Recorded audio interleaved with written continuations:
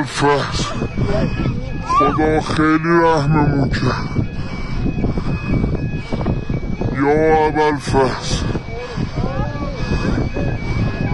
یا ابوالفضل خیلی خدا رحم کرد. وای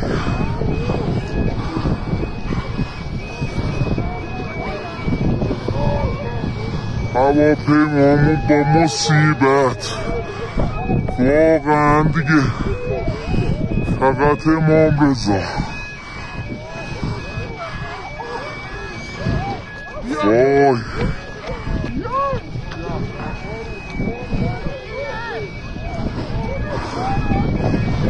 پرواز تاریخ 15/10 هواپیمایی کاسپیان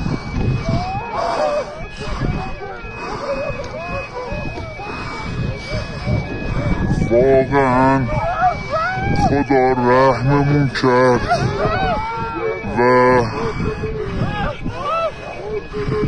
خیلی خیلی خلبان حرفه‌ای گری کرد و هواپیما را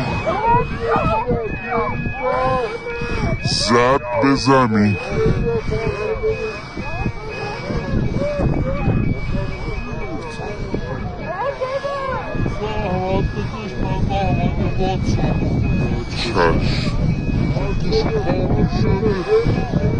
واقعا نصف جون شدن مردم. یا حسین یا امام رضا. مسافرا ویلو تو بیابون باند اشغال شد و هواپیما به سختی رو زمین نشست.